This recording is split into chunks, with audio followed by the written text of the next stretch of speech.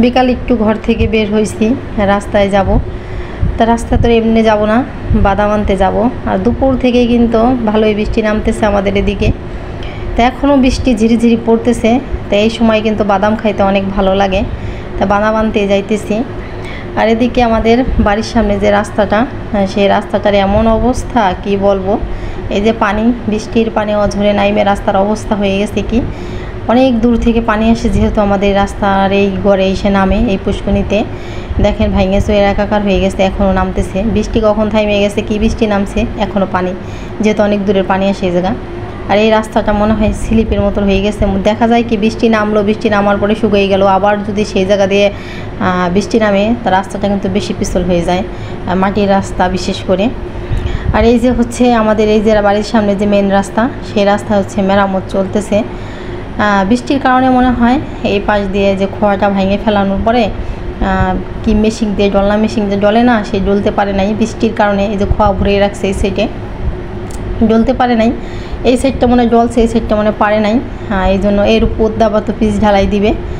রাস্তার এইটুকুর এরকম অবস্থা, মানে লোকেরা বৃষ্টির জন্য কাজ করতে পারে নাই, এই জন্য এরকম হয়ে রয়েছে। আর ওই দিক দিয়ে তো পুরো ডলা হয়ে গেছে। আর ওই যে পুষ্করিণীর পাড়িতে যেদিন মানে খরা সুবিধা ভালো হয়, প্রতিদিন বিকালে সেই জায়গা বসা হয়। এখন একটা মানুষ ওই জায়গা নাই। আর কয়েকদিন পরে, ভালোই কয়েকদিন পরে আমি যে রাস্তায় আসলাম, যেহেতু কয়েকদিন ধরে প্রচুর পরিমাণে বৃষ্টি নামতেছে, পুষ্করিণী তো অনেক পানি হয়ে গেছে, সেটাও দেখলাম। এখন যাব হচ্ছে ওই যে এই রাস্তার ওই মাথায় বাদামের দোকান, সেই বাদাম আনতে সে জায়গা।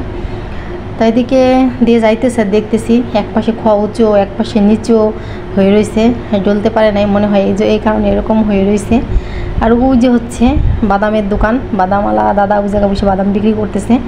তাই তো বাদাম কিনে নিয়ে তো আমি চলে আসি। বৃষ্টির কারণে রাস্তায় কোনো মানুষই দেখা যাইতেছে না, আর তা না হলে অনেক মানুষ থাকে এই জায়গা। তা যাওয়ার সময় তো গেছি এক রাস্তা দিয়ে, এখন আসার সময় যে এই রাস্তাতে যাইতেছি, দেখি এই জায়গা আবার পানি বেঁধে রয়েছে, যেহেতু রাস্তা এই পাশে উঁচু করা হয়েছে, এই জন্য পানি জায়গা বাইতে থাকে। আবার এই পাশে দেখতেছি গরুর একটা মানে দাঁতের পাশ, মানে গরুর মাথার দাঁতের পাশ পড়ে রয়েছে। তো যাই হোক, পানি ডাঙ্গায় চলে আসছি বাড়িতে। বাড়ি এসে তো বাদাম নিয়ে বসে পড়ছি আমি খাওয়ার জন্য। আমার মতো কার কার বৃষ্টির দিনে বাদাম খাইতে ভালো লাগে বলেন। বিশেষ করে বাদাম ফলটা সবাইরই খাইতে ভালো লাগে, শুধু আমার না।